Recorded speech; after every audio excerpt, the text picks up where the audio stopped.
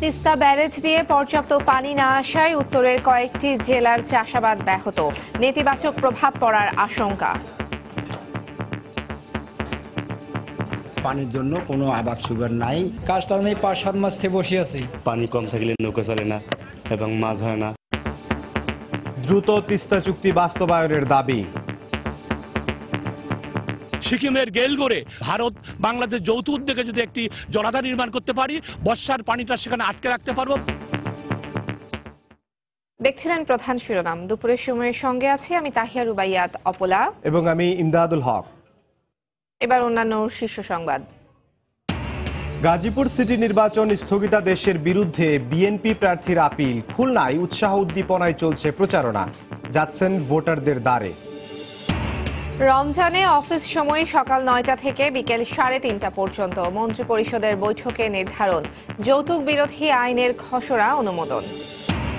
বগুড়ার শিবগঞ্জে ধান ক্ষেত থেকে 4 যুবকের গলা কাটা লাশ উদ্ধার, নিহতদের 2 জন ক্ষুদ্র ব্যবসায়ী। কারণ উদ্ঘাটনে মাঠে পুলিশ।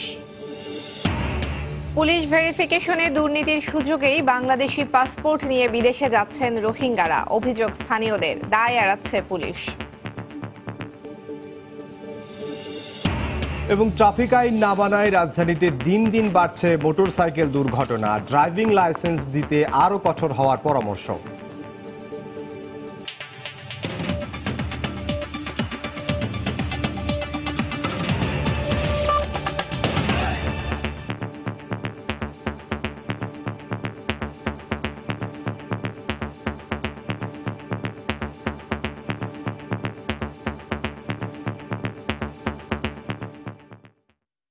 পানির অভাবে তিস্তা ব্যারেজ প্রকল্পের সুবিধা পাচ্ছেন না রংপুর সহ উত্তরাঞ্চলের কৃষক। এতে বিরূপ প্রভাব পড়ছে এই অঞ্চলের কৃষি ও জীববৈচিত্র্যে। এই অবস্থায় দ্রুত তিস্তা প্রকল্প বাস্তবায়নের দাবি জানিয়েছেন সংশ্লিষ্টরা। আরও জানাচ্ছেন রতন সরকার। তিস্তা একসময় এই নদী প্রবাহিত হয়েছে দুকুল ছাপিয়ে। এই নদীর পানির ওপর ভরসা করে এই অঞ্চলে গড়ে তোলা হয় তিস্তা সেচ প্রকল্প। এখন মাঠে সবুজের সমারোহ, কিন্তু বিপরীত চিত্র। এই নদী এখন পানি শূন্য, শুষ্ক মরুভূমি। পানি কম থাকলে নৌকা চলে না এবং মাছ হয় না। কাজটা আমি ৫-৭ মাস থেকে বসে আছি। বর্ষার সময় পানির জন্য কোনো আবাদ সুবিধা নাই।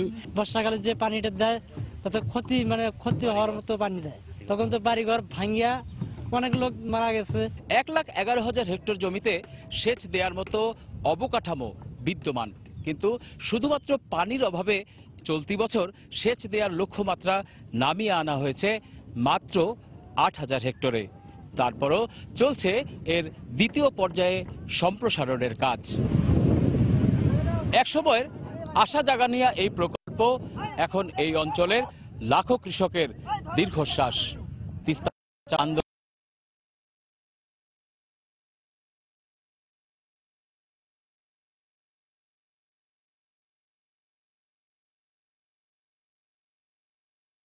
ভারত বাংলাদেশ যৌথ উদ্যোগে যদি একটি জলাধার নির্মাণ করতে পারি, বর্ষার পানিটা সেখানে আটকে রাখতে পারবো।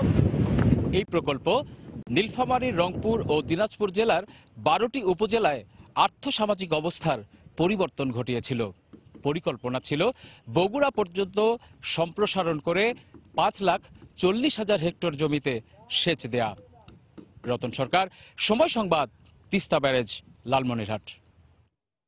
এই মুহূর্তে লালমনিরহাটের তিস্তা ব্যারেজ পয়েন্টে আছেন রিপোর্টার রতন সরকার। এ বিষয়ে জানতে সরাসরি চলে যাচ্ছি তার কাছে। রতন। এমদাদ, আপনি নিশ্চয়ই জানেন যে তিস্তা সেচ প্রকল্প এই অঞ্চলে 90 দশকের গোড়ার দিকে ঠিক যখন এখানে তাদের কার্যক্রমটি শুরু করে, তখন থেকে কিন্তু এই প্রকল্পের অল্প মাত্রায় যে সুযোগ সুবিধা সেচ দেওয়ার জন্য এই অঞ্চলের কৃষককে দেয়া হয়েছিল, তাতেই কিন্তু এই এলাকার একটি আমূল পরিবর্তন হয়। অর্থনৈতিক ক্ষেত্রে একটি প্রাণচাঞ্চল্যের সৃষ্টি হয়। এখানে ফসলের নিবিড়তা বেড়ে যায় এই প্রকল্পের থেকে নেওয়া পানি সেচ কাজে ব্যবহার করে।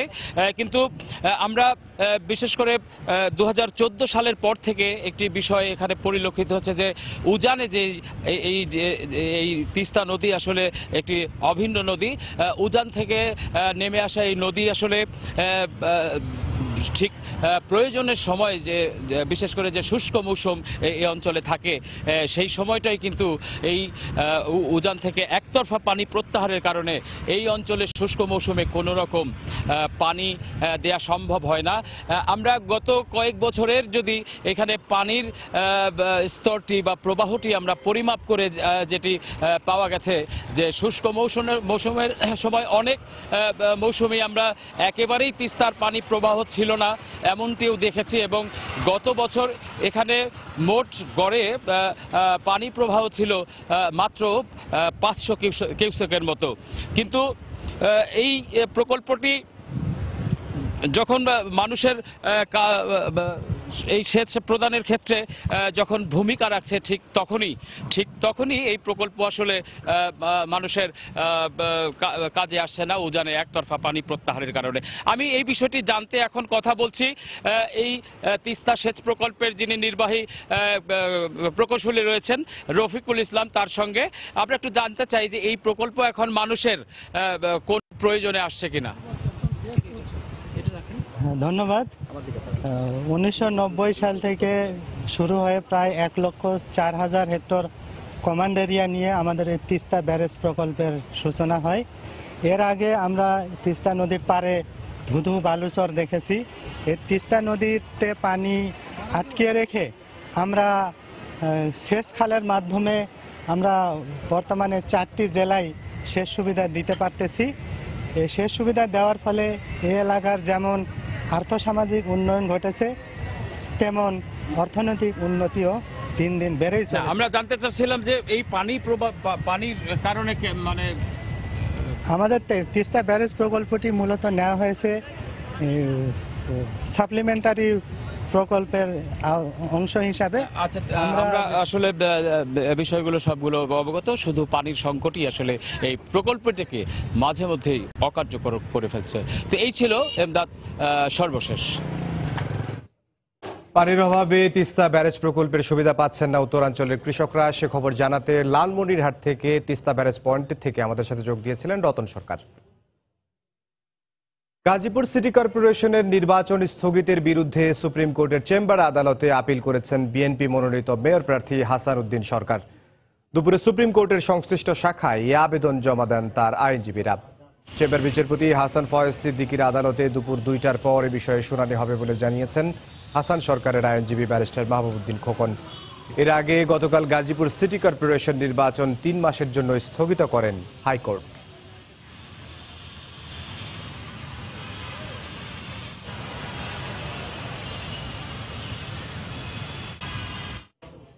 গাজীপুর সিটি নির্বাচন স্থগিত হওয়ার প্রভাব পড়েনি খুলনায়। সকাল থেকেই প্রার্থীরা সমর্থকদের নিয়ে উৎসাহ উদ্দীপনায় প্রচারণা চালাচ্ছেন, যাচ্ছেন ভোটারদের দ্বারে, দিচ্ছেন নানা প্রতিশ্রুতি। গাজীপুর সিটি নির্বাচন স্থগিত হওয়ায় কিছুটা শঙ্কা থাকলেও খুলনার নির্বাচন যথাসময়ে অনুষ্ঠিত হবে বলে প্রত্যাশা ভোটারদের। মাত্র 1 সপ্তাহ পরেই খুলনা সিটি কর্পোরেশন নির্বাচন, নগর জুড়ে বইছে নির্বাচনী আমেজ। দিনরাত প্রচারণায় ব্যস্ত সময় কাটাচ্ছেন প্রার্থীরা। শেষ মুহূর্তে ভোটারদের মন জয় করতে দাঁড়ে দাঁড়ে ছুটছেন তারা। সোমবার সকালে নগরীর খালিশপুর এলাকায় প্রচারণা চালান বিএনপির মেয়র প্রার্থী নজরুল ইসলাম মঞ্জু। ক্ষমতাসীন দলের প্রার্থী নির্বাচনী আচরণবিধি ভাঙলেও নির্বাচন কমিশন কোনো ব্যবস্থা নিচ্ছে না বলে অভিযোগ করেন তিনি।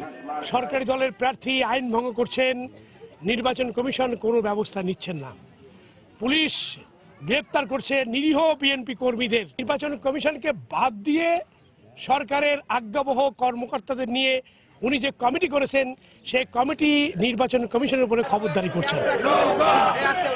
নগরীর 23 নম্বর ওয়ার্ডে দলীয় নেতাকর্মীদের নিয়ে প্রচারণায় অংশ নেন আওয়ামী লীগের মেয়র প্রার্থী তালুকদার আব্দুল খালেক। বহিরাগত অস্ত্রধারীদের দিয়ে বিএনপির প্রার্থী নির্বাচনের সুষ্ঠু পরিবেশ বিঘ্নিত করার চেষ্টা করছেন বলে অভিযোগ করেন তিনি। খালেক তালুকদার কোনো আন্ডারগ্রাউন্ড পার্টি কেন, কোনো সন্ত্রাসী পোষে না। খালেক তালুকদার অভিধানে এই কথা লেখা নেই। অতএব যারা এইগুলা বলে অস্ত্রশস্ত্র ওনরাই খোঁজ রাখে এবং ওনরাই এইগুলা এই আমদানি করতেছে যদি সুষ্ঠু পরিবেশ বিঘ্ন হয়। অতএব এ ব্যাপারে প্রশাসনের আইনগত যা যা ব্যবস্থা না সে যেই হোক না কেন অস্ত্রধারী সন্ত্রাসী এটা কোনো দলের না। সীমানা জটিলতার কারণে হাইকোর্টের নির্দেশে গাজীপুর সিটি কর্পোরেশন নির্বাচন 3 মাসের জন্য স্থগিত হওয়ায় কিছুটা শঙ্কা কাজ করছে খুলনার ভোটারদের মধ্যে। তবে এখানে কোনো ঝামেলা ছাড়াই সুষ্ঠু নির্বাচন হওয়ার প্রত্যাশা তাদের। খুলনায় রাজনৈতিক অবস্থান দুই দলেরই মোটামুটি ভালো, প্রধান দুই দলের। আমরা সুন্দর ও সুষ্ঠু নিরপেক্ষ নির্বাচন দেখতে চাই। গাজীপুরে সীমানা নির্ধারণ নিয়ে তাদের একটা ঝামেলা ছিল, সেই কারণে তাদের নির্বাচনটা বন্ধ হয়েছে। কিন্তু আমরা আশা করছি যে আমাদের নির্বাচনটা অত্যন্ত সুষ্ঠু সুন্দরভাবে 15 মে সম্পন্ন হবে। বসে নেই কাউন্সিলর প্রার্থীরাও। আগামী 15 মের নির্বাচনে জয়ের লক্ষ্যে নিজ নিজ ওয়ার্ডে প্রচারণা চালাচ্ছেন তারা। সময় সংবাদ, খুলনা। খুলনা সিটি কর্পোরেশন নির্বাচনের প্রচারণার খবর জানাতে এই মুহূর্তে নগরের মসজিদ সরণি এলাকায় আছেন রিপোর্টার তরিকুল ইসলাম। সরাসরি চলে যাচ্ছি তার কাছে।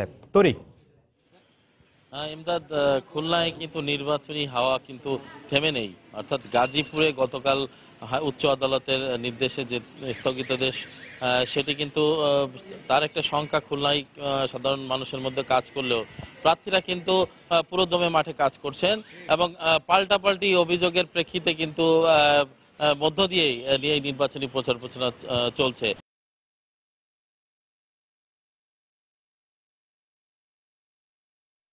নির্বাচনী প্রচার চালিয়েছেন তালুকদার আব্দুল খালেক, নৌকা প্রতীকে আওয়ামী লীগ মনোনীত প্রার্থী। তিনি তার কর্মী সমর্থকদের নিয়ে ওই ওয়ার্ডের গুরুত্বপূর্ণ এলাকাতে তিনি জনসংযোগ করেছেন, ভোট প্রার্থনা করেছেন ভোটারদের কাছে। পাশাপাশি নুরুল ইসলাম মঞ্জু তিনি 6 নম্বর ওয়ার্ডের গুরুত্বপূর্ণ জায়গাগুলোতে এবং সাধারণ নাগরিকের কাছে ভোট প্রার্থনা করেছেন। তবে মানুষের মাঝে যে সংখ্যাটা, সেটি কিন্তু নির্বাচনে গাজীপুরের পর খুলনায় যে নিষেধাজ্ঞা এরকম কোনো আইনের কোনো বাধ্যবাধকতা আছে কিনা সেই বিষয়ে কিছুটা শঙ্কা কাজ করছে। তবে নির্বাচনে দুই প্রতিদ্বন্দ্বী দলের কিন্তু পাল্টাপাল্টি অভিযোগ এবং পাল্টা অভিযোগ কিন্তু আমরা শুনতে পাচ্ছি। নুরুল ইসলাম মঞ্জু তিনি বারবার অভিযোগ করে বলেছেন যে খুলনায় কিন্তু তাদের নেতাকর্মীদের হয়রানি করা হচ্ছে, গ্রেপ্তার করা হচ্ছে, এই ধরনের অভিযোগ তিনি বলেছেন। পাশাপাশি কিন্তু মেয়র প্রার্থী, অপর প্রার্থী তালুকদার আব্দুল খালেক, আওয়ামী লীগ মনোনীত প্রার্থী, তিনি কিন্তু বলেছেন যে বিএনপি নির্বাচনের সুষ্ঠু পরিবেশ নষ্ট করার জন্য চেষ্টা করছে এবং এই কারণে নানা অভিযোগ তুলছে আওয়ামী লীগ প্রার্থীর বিরুদ্ধে। তো এই ছিল সব মিলিয়ে মোটামুটি আমার কাছে খুলনার নির্বাচনী প্রচার প্রচারণার সর্বশেষ। ইমদাদ, খুলনা সিটি কর্পোরেশনের নির্বাচনের প্রচারণার খবর জানাচ্ছিলেন আমাদের সহকর্মী তরিকুল ইসলাম। জাতীয় নির্বাচনে বিএনপি অংশ নিলে পরাজয়ের ভয়ে সরকার তাও স্থগিত করে দেবে বলে আশঙ্কা প্রকাশ করেছেন বিএনপির স্থায়ী কমিটির সদস্য নজরুল ইসলাম খান। সকালে জাতীয় প্রেস ক্লাবে এক আলোচনা সভায় তিনি মন্তব্য করেন। তিনি বলেন, সরকার চাচ্ছে না বলেই বেগম খালেদা জিয়ার জামিন হচ্ছে না। আমরা বারবার বলেছি, স্বাধীন প্রতিষ্ঠান হিসাবে নির্বাচন কমিশনের আচরণ নিরপেক্ষ হওয়া উচিত। ঢাকা উত্তরের নির্বাচন স্থগিত আর গাজীপুর সিটি কর্পোরেশনের নির্বাচন স্থগিত, একই সূত্রে গাঁথা। সরকার অনুভব করেছে যে গাজীপুর সিটি কর্পোরেশনের নির্বাচনেও তাদের জেতার কোনো সুযোগ নাই, সম্ভাবনা নাই। গাজীপুর সিটি কর্পোরেশনেও ধানের শীষের পক্ষে গণজোয়ারের সৃষ্টি হয়েছে। কালকে যদি বিএনপি জাতীয় নির্বাচনে অংশগ্রহণের কথা বলে, তাহলে জাতীয় সংসদ নির্বাচন স্থগিত ঘোষণা করা হবে, কারণ সেখানেও তো তাদের বিজয়ের কোনো সুযোগ নাই, সম্ভাবনা নাই। বেগম খালেদা জিয়ার সুচিকিৎসা ও মুক্তির দাবিতে কেন্দ্রীয় কার্যালয়ের সামনে ডাকা সমাবেশের অনুমতি না দেওয়ার প্রতিবাদে আগামী 9 মে রাজধানীর থানায় থানায় বিক্ষোভ কর্মসূচি ঘোষণা করেছে বিএনপি। সকালে নয়াপল্টনে দলটির কেন্দ্রীয় কার্যালয়ে সংবাদ সম্মেলনে এই কর্মসূচি ঘোষণা করেন বিএনপির সিনিয়র যুগ্ম মহাসচিব রুহুল কবির রিজভী। গণতন্ত্রের শত্রুপক্ষ প্রধানমন্ত্রী শেখ হাসিনা ও তার সরকার জনমতকে উপেক্ষা করে দেশের জনপ্রিয় নেত্রী দেশনেত্রী বেগম খালেদা জিয়াকে রোগে শোকে কষ্ট দিয়ে আনন্দ লাভ করছেন। কারণ আওয়ামী সরকারের জনগণ লাগবে না, তারা গুন্ডামি দিয়েই সবকিছু জিততে চায়। বিএনপি চেয়ারপারসনের নিঃশর্ত মুক্তি এবং তার সুচিকিৎসার দাবিতে বিএনপির পক্ষ থেকে আজ ঢাকা সহ সারা দেশব্যাপী শান্তিপূর্ণ সমাবেশের ডাক দেওয়া হয়েছিল। কিন্তু অনেক রাত অবধি অনুমতির অপেক্ষা করার পরেও পুলিশের পক্ষ থেকে অনুমতি না দেওয়ার কথা বলা হয়। আগামী 9 মে এর প্রতিবাদে ঢাকার প্রতিটি থানায় বিক্ষোভ কর্মসূচি পালিত হবে। দুপুরের সময় আরো থাকছে অভ্যন্তরীণ রুটে সব উড়োজাহাজের একই ভাড়া নির্ধারণে হাইকোর্টের রুল, 1 মাসের মধ্যে জবাব দেওয়ার নির্দেশ।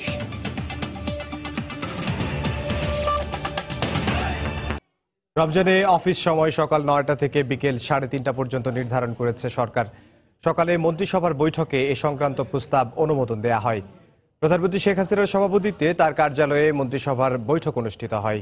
আজকের বৈঠকে যৌতুক নিরোধক আইন 2018 এর খসড়ায় অনুমোদন দিয়েছে মন্ত্রিসভা। নতুন আইনে 5 বছরের কারাদণ্ড ও 50,000 টাকা জরিমানার বিধান রাখা হয়েছে। বৈঠক শেষে দুপুরে সচিবালয়ে মন্ত্রিপরিষদ সচিব মোহাম্মদ শফিউল আলম ব্রিফিং করেন। আজকের বৈঠকে কোটা সংস্কারের বিষয়ে কোনো আলোচনা হয়নি বলে জানান তিনি।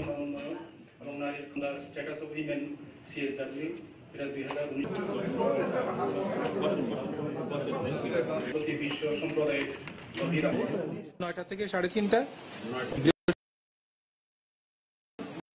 মাঝখানে একটা বিরতি 1টা থেকে 1:30 জোহর নামাজের জন্য, আর শুক্র শনি সাপ্তাহিক বন্ধ। অভিযোগ করার জন্য ন্যায্য বা আইনানুগ কারণ নাই জানিয়েও মামলা বা অভিযোগ দায়ের করেন বা করান, তাহলে তিনি বা তাহারা অনধিক 5 বছর মেয়াদের কারাদণ্ড বা অনধিক 50,000 টাকা জরিমানা বা অবৈধ দণ্ডে দণ্ডনীয়। কয়েক দফা পিছিয়ে সবশেষ বঙ্গবন্ধু স্যাটেলাইট উৎক্ষেপণের সময় নির্ধারণ করা হয়েছে আগামী 10 মে। সকালে ডাক ও টেলিযোগাযোগ ও প্রযুক্তি মন্ত্রণালয়ের সূত্র থেকে বিষয়টি নিশ্চিত করা হয়েছে। এর আগে 4 মে বঙ্গবন্ধু স্যাটেলাইট ও এটি বহনকারী রকেটটি পরীক্ষা নিরীক্ষা শেষে উৎক্ষেপণের নতুন তারিখ নির্ধারণ করা হলো। ফ্রান্সের স্যাটেলাইট নির্মাণকারী প্রতিষ্ঠান থ্যালাস অ্যালেনিয়া স্পেসের তত্ত্বাবধানে নির্মিত স্যাটেলাইটটি যুক্তরাষ্ট্রের ফ্লোরিডা থেকে উৎক্ষেপণ করা হবে। যুক্তরাষ্ট্রের মহাকাশ গবেষণা প্রতিষ্ঠান স্পেস এক্সের ফ্যালকন 9 রকেটে করে মহাকাশে পৌঁছে দেবে বাংলাদেশের নিজস্ব satellite Bangabandhu satellite 1।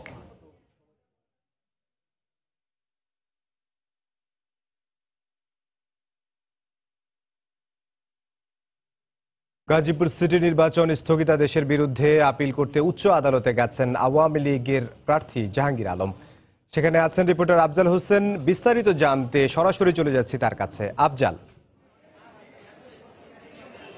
Gazipur city corporation নির্বাচন গতকালই 3 মাসের জন্য স্থগিত করেছিলেন হাইকোর্ট। সেই স্থগিতাদেশের বিরুদ্ধে আজকে সকালে বিএনপি সমর্থিত মেয়র প্রার্থী হাসান সরকার তিনি সুপ্রিম কোর্টের সংশ্লিষ্ট শাখায় অর্থাৎ সুপ্রিম কোর্টের চেম্বার আদালতে এই হাইকোর্টের স্থগিতাদেশের বিরুদ্ধে তারা একটি আপিল দায়ের করেছেন। যেহেতু এই মামলাটি শুধুমাত্র নির্বাচন কমিশন এবং এই মামলার বাদী হচ্ছে যিনি রিট করেছেন, এই 2 জন নির্বাচন কমিশন এই মামলার বাদী, এবং বিএনপি এবং আওয়ামী লীগের কোনো প্রার্থী কিন্তু এই মামলাকে বাদী করা হয় না। যার কারণে তারা যদি এই হাইকোর্টের আদেশের বিরুদ্ধে আপিল করতে চান, সেহেতু সুপ্রিম কোর্টের চেম্বার আদালতে একটি অনুমোদন লাগে।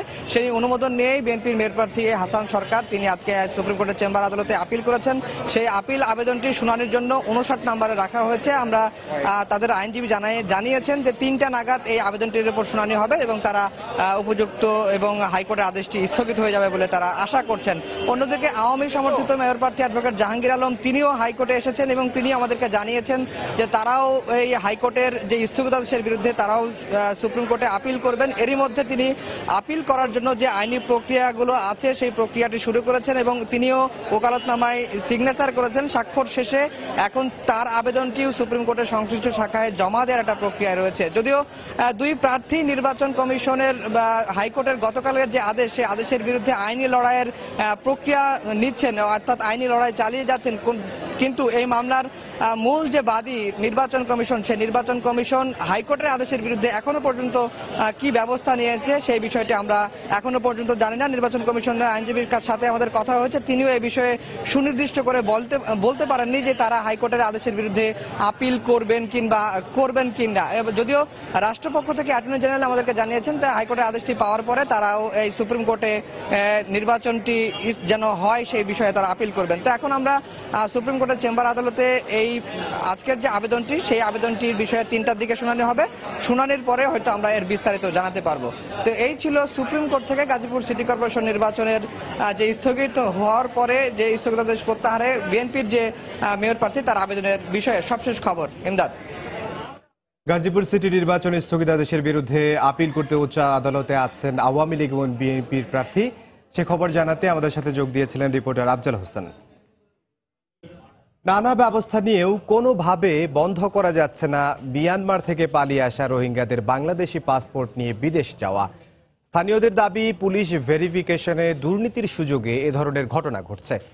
এ অবস্থায় পাসপোর্ট দেওয়ার ক্ষেত্রে পুলিশ ভেরিফিকেশন কড়াকড়ি আরোপের পাশাপাশি বেশ কিছু বিধিনিষেধ আরোপ করতে যাচ্ছে প্রশাসন। কক্সবাজার ঘুরে এসে কমলদের রিপোর্ট।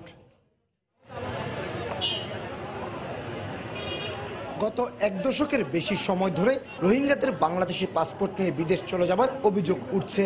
এর মধ্যে সৌদি আরব, পাকিস্তান ও মালয়েশিয়ায় রয়েছে কয়েক লাখ রোহিঙ্গা, যাদের বেশিরভাগই বাংলাদেশি পাসপোর্ট নিয়ে সেসব দেশে অবস্থান করছেন। গত কয়েকদিন আগে খোদ প্রবাসী কল্যাণ মন্ত্রী জানান এ সংখ্যা অন্তত 2.5 লাখ।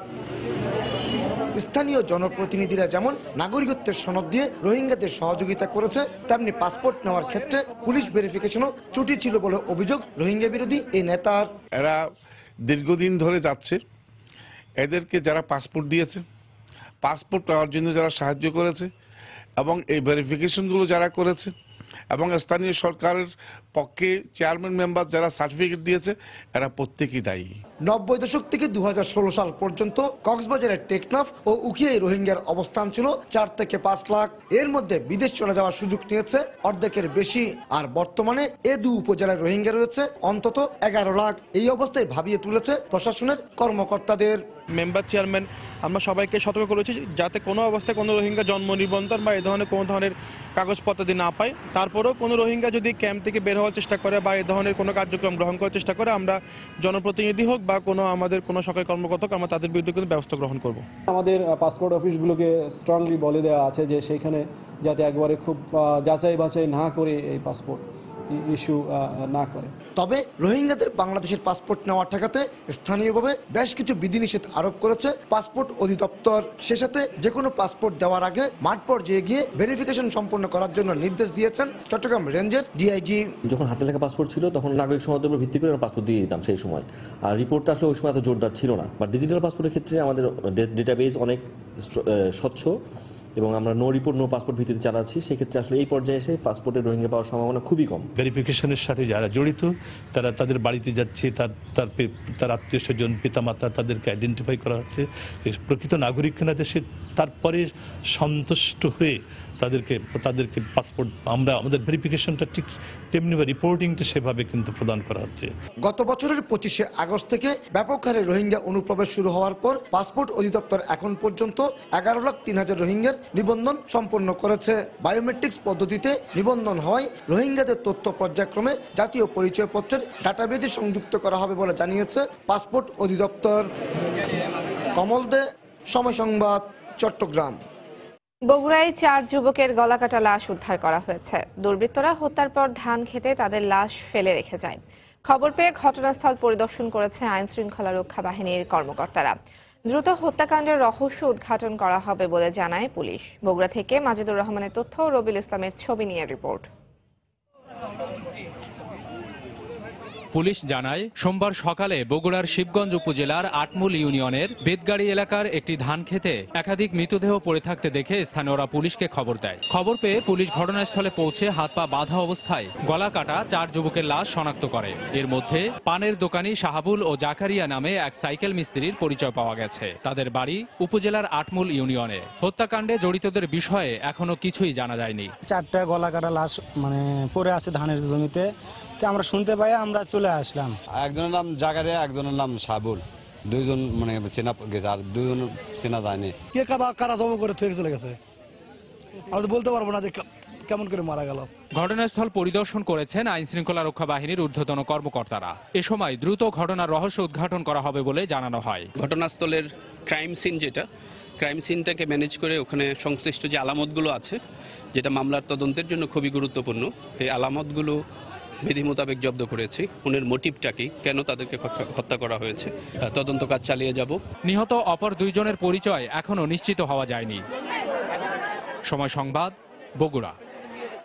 ফরিদপুর শহরের দক্ষিণ ঝিলটুলির একটি ফ্ল্যাট থেকে এক কলেজ শিক্ষিকার লাশ ও এক ব্যাংক কর্মকর্তার ঝুলন্ত মরদেহ উদ্ধার করেছে পুলিশ।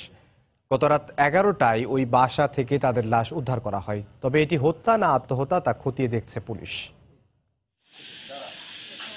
পুলিশ জানায়, ফরিদপুরের ঝিলটুলি এলাকায় একটি আবাসিক ভবনের নিচতলায় ফ্ল্যাট বাসায় ভাড়া থাকতেন ফরিদপুর সরকারি সারদা সুন্দরী মহিলা কলেজের সহকারী অধ্যাপক সানজিদা বেগম। পাশের ফ্ল্যাটেই থাকতেন ফরিদপুর সোনালী ব্যাংকের নিরীক্ষা বিভাগের কর্মকর্তা ফারুক হাসান। সোমবার সন্ধ্যায় ফারুক হাসানের ফ্ল্যাট থেকে ব্যাংক কর্মকর্তার ঝুলন্ত লাশ এবং বাসার মেঝে থেকে সানজিদা বেগমের লাশ উদ্ধার করা হয়। নিহত সানজিদার শরীরে ধারালো অস্ত্রের আঘাতের চিহ্ন রয়েছে।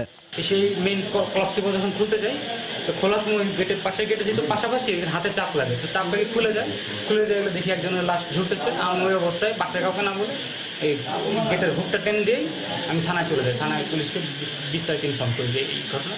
তো বাকিটা ওনারা আসার পরে এই করছে। ওনাকে আমি কখনোই দেখিনি। আমি যতবারই বাসার বাইরে গেছি দেখছি কি যে ওই তালা মারা বা মাঝে মাঝে খোলা থাকতো দরজা, কিন্তু দরজাটা মানে তালা থাকতো না, কিন্তু দরজাটা আটকানো থাকতো। এদিকে কলেজ শেষে বিকেলে বাড়ি ফেরার কথা থাকলেও কোনো খোঁজ পাওয়া যাচ্ছিল না বলে জানান সানজিদা বেগমের স্বামী মহিদুল ইসলাম। আসে না, পরে ফোন দিয়ে ফোন ধরে না। পরে কলেজে গেল, কলেজ থেকে স্যারকে জানালাম যে বাসাতে এখনো ফিরে নাই, কী করা যায়। পরে থানায় গেলাম। থানার থেকে আবার এই বাসা বাড়িওয়ালার মধ্যে পাশের মুখে একটা হয়েছে। পরে আয়সা দেখি যে এখানে পড়ে আছে।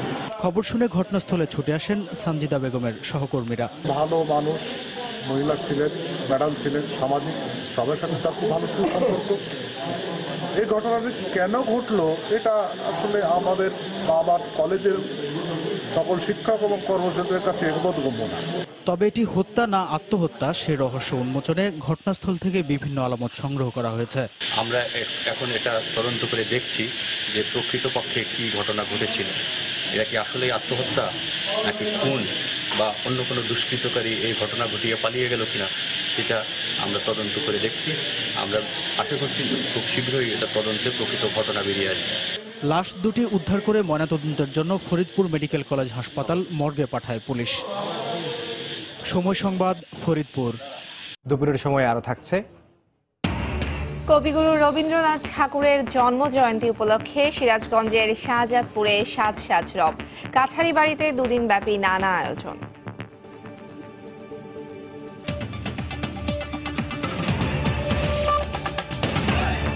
দুই বাসের চাপায় হাত হারিয়ে নিহত কলেজ ছাত্র রাজীবের পরিবারকে ক্ষতিপূরণ দেওয়ার বিষয়ে আগামীকাল আদেশ দেবেন হাইকোর্ট।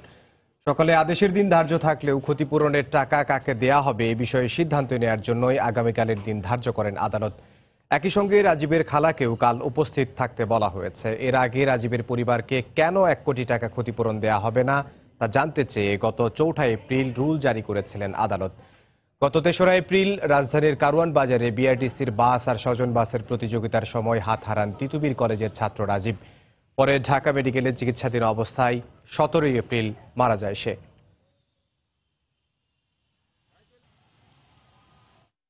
গোপালগঞ্জ ও বাগেরহাটে আলাদা সড়ক দুর্ঘটনায় 4 জন নিহত হয়েছেন। আহত হয়েছেন আরো অন্তত 27 জন। পুলিশ জানায়, সকালে বরিশাল থেকে খুলনার বটিয়াঘাটা যাচ্ছিল একটি পিকআপ ভ্যান। গোপালগঞ্জে পৌঁছালে নিয়ন্ত্রণ হারিয়ে খাদে পড়ে পিকআপ ভ্যানটি। এতে ঘটনাস্থলে 2 জন মারা যান। পরে আহতদের উদ্ধার করে গোপালগঞ্জ জেনারেল হাসপাতালে নেওয়া হলে আরও 1 জনের মৃত্যু হয়। পুলিশ জানায়, পিকআপের যাত্রীরা সবাই ধান কাটার শ্রমিক ছিলেন।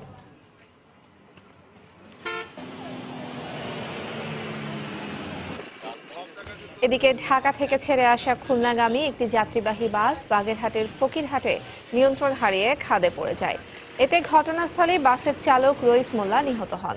আহত অবস্থায় অন্তত 20 জনকে উদ্ধার করে ফকিরহাট উপজেলা স্বাস্থ্য কমপ্লেক্স ও খুলনা মেডিকেল কলেজ হাসপাতালে ভর্তি করা হয়েছে।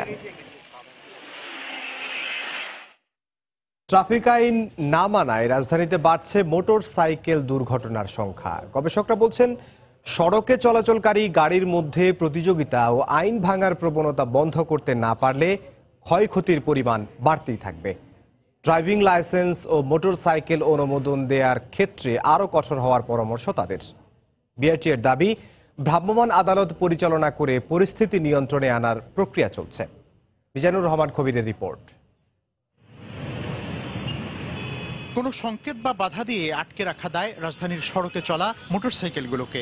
সুযোগ পেলেই বেপরোয়া গতি, আকস্মিক ওভারটেকিং প্রবণতা, হেলমেট না পরা এবং একাধিক আরোহী নিয়ে চলে বেশিরভাগ গাড়ি। এর উপর রয়েছে বাস, সিএনজি, অটোরিকশা, রিকশা সহ অন্যান্য পরিবহনের সঙ্গে রেশারেশি। ফলে সবসময় দুর্ঘটনার ঝুঁকি নিয়ে চলছে বাহনগুলো। মোটরসাইকেলটা হচ্ছে কি একটা উশৃঙ্খল গাড়ি। উনি টাকার বিনিময়ে একটা লাইসেন্স নিচ্ছেন, কিন্তু অভিজ্ঞতা তো আর উনি নেননি। যাত্রী একটা গাড়িতে চড়ে ও নিজে যদি আইন না জানে আমাদের সেভ করবে কিভাবে?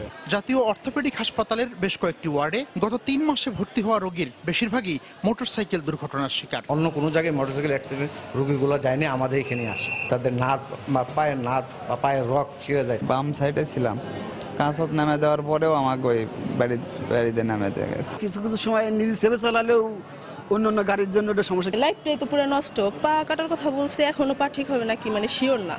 বিআরটি এর হিসেবে গত বছর কেবল ঢাকা থেকেই নিবন্ধিত হয়েছে 1.25 লাখ গাড়ি এবং চলতি বছরের মার্চ পর্যন্ত নিবন্ধন নিয়েছে 23,000-এরও বেশি মোটরসাইকেল। গবেষকরা বলছেন সংখ্যার সঙ্গে পাল্লা দিয়ে বাড়ছে দুর্ঘটনাও। মোটরসাইকেল চালকদের কিন্তু দেখা যাচ্ছে যে আপনার লাইসেন্স পাওয়াটা অনেক সহজ, প্রশিক্ষণে কোনো বালাই নেই। যদি অপ্রাপ্ত বয়স্ক মোটরসাইকেল চালায় তাকে অবশ্যই সেখানে অ্যাড্রেস করতে হবে। কেউ যদি হেলমেট বিহীন যদি চালায় তাকে অবশ্যই সেখানে অ্যাড্রেস করতে হবে। এবং এইভাবে যদি একটা নজরদারির আওতায় আনতে পারি এবং সচেতনতা পাশাপাশি ইঞ্জিনিয়ারিং সলিউশন দিতে পারি, আমরা মনে করি যে সড়ক দুর্ঘটনা মোটরসাইকেল রিলেটেড কমানো সম্ভব। নানা রকম প্রচারণা এমনকি আইনি পদক্ষেপ নিয়েও রোধ করা যাচ্ছে না মোটরসাইকেলের অনিয়ন্ত্রিত চলাচল।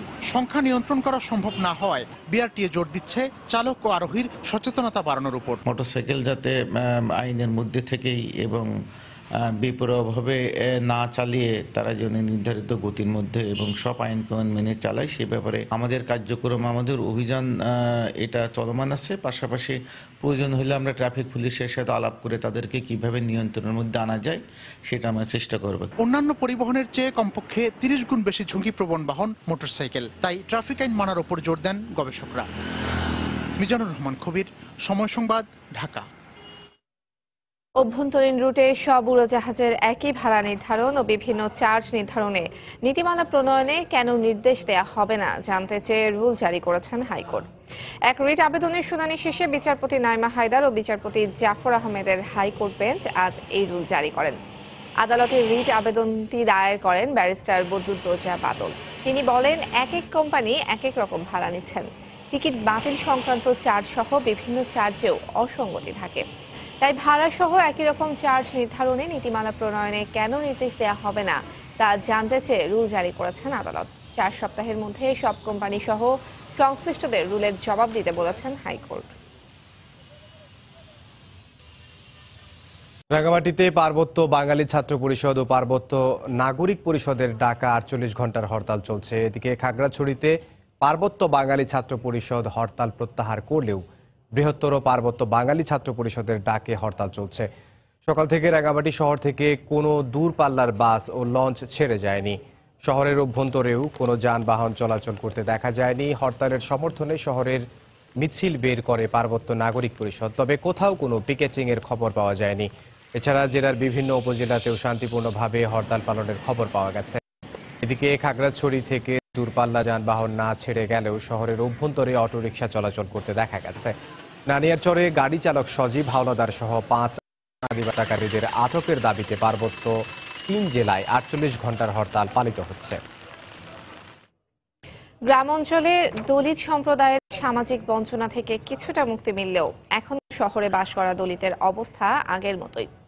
এই সম্প্রদায়ের জীবনমান উন্নয়নে কাজ করা সংগঠনগুলো বলছে, বর্ণ বৈষম্য বিলোপ আইন চূড়ান্ত করা গেলে অবস্থার উন্নতি ঘটবে। সমাজে পিছিয়ে থাকা জনগোষ্ঠীকে এগিয়ে নেওয়ার পরিকল্পনা বাস্তবায়নের তাগিদ অর্থনীতিবিদদের। দিনাজপুর ঘুরে এসে সাইদুল ইসলামের ক্যামেরায় সানবিল রুপলের রিপোর্ট। সৈয়দপুরের মুন্সিপাড়া এলাকাটি পরিচিত সুইপার কলোনি নামে। হরিজন সম্প্রদায়ের লোকদের শত বছরের বসতি এখানে।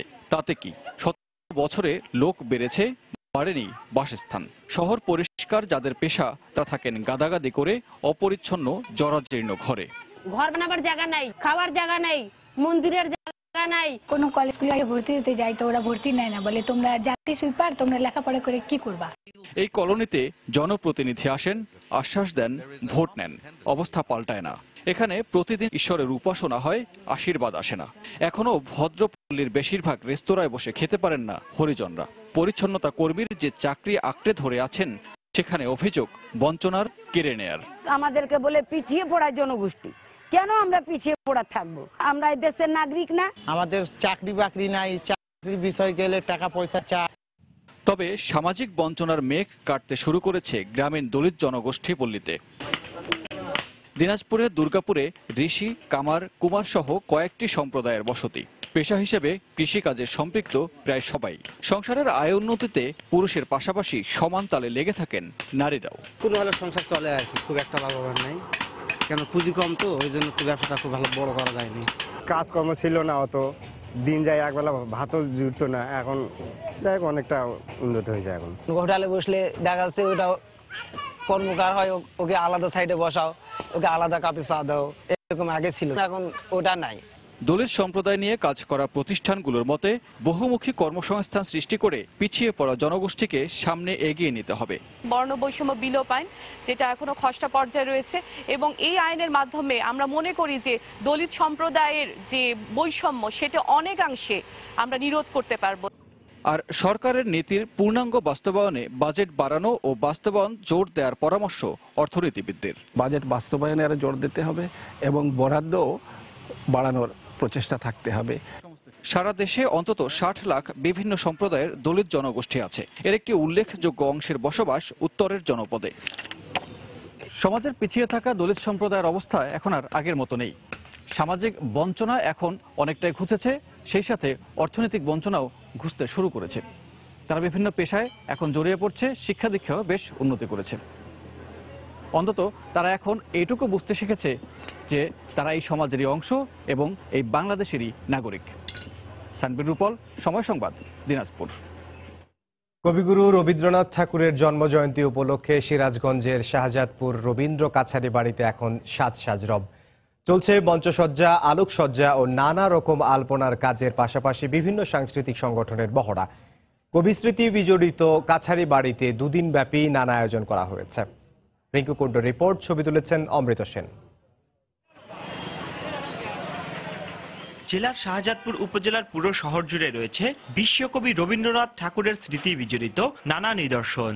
25শে বৈশাখ কবিগুরুর 157তম জন্মজয়ন্তী উপলক্ষে কাছারি বাড়িকে ঘিরে চলছে শেষ মুহূর্তের প্রস্তুতি। উৎসবকে কেন্দ্র করে চলছে মঞ্চসজ্জা, আলোকসজ্জার কাজ, থাকছে নানা রঙের আলপনা। রবি ঠাকুরের স্মৃতি বিজড়িত পালঙ্ক, চেয়ার, পালকি সহ নানা নিদর্শন দেখতে প্রতিদিনই ভিড় করছে দর্শনার্থীরা। খুব ব্যস্ততার মধ্যে থেকেও কাজটা করতে হচ্ছে। আসলে একটা মনে হয় যে আমরা ভিতর থেকে একটা জায়গা থেকে আসি। জন্মজয়ন্তী উপলক্ষে দুদিন ব্যাপী সাংস্কৃতিক অনুষ্ঠানের আয়োজন করা হয়েছে। শেষ সময়ে তাই মহড়ায় ব্যস্ত শিল্পীরাও। প্রতি বছরই নাচ, গান, নাটক এগুলো করে থাকি, আমরা এবছরও করছি। অনুষ্ঠানে স্থানীয় ও দেশের প্রখ্যাত রবীন্দ্রসঙ্গীত শিল্পীদের সমন্বয়ে বিভিন্ন অনুষ্ঠানমালার আয়োজন করা হয়েছে বলে জানালেন উপজেলা প্রশাসনের শীর্ষ এই কর্মকর্তা। এই অনুষ্ঠানমালায় রবীন্দ্রনাথের বিভিন্ন সাহিত্যকর্ম, সনেট, গীতিনাট্য, নৃত্য, গান সবগুলোই উপস্থিত থাকবে। এদিকে উৎসব নির্বিঘ্ন করতে বিশেষ নিরাপত্তা ব্যবস্থা নিয়েছে পুলিশ প্রশাসন। কাছারিবাড়ি সহ আশপাশ এলাকার এবং টোটাল শাহজাদপুর এলাকার এই আয়োজনকে কেন্দ্র করে কি ধরনের কোনো পরিবেশ তৈরি হইতে পারে কিনা সে বিষয়ে আমরা এখন থেকে আমাদের ইন্টেলিজেন্স কালেকশন করতেছি।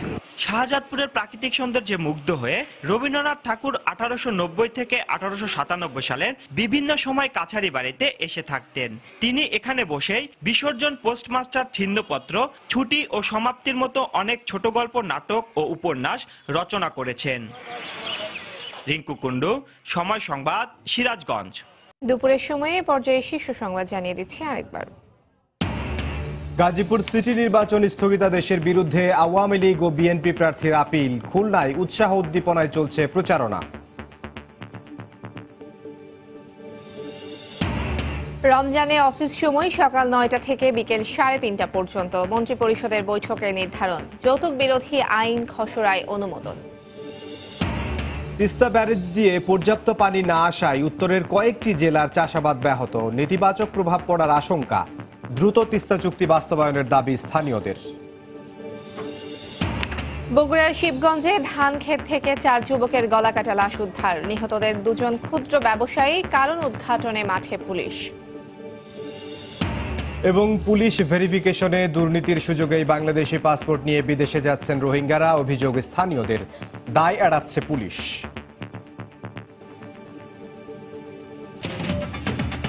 এই ছিল দুপুরের সময়ে। যে কোনো খবর পেতে ভিজিট করুন সময়নিউজ.tv আর সঙ্গে থাকুন সময়ের।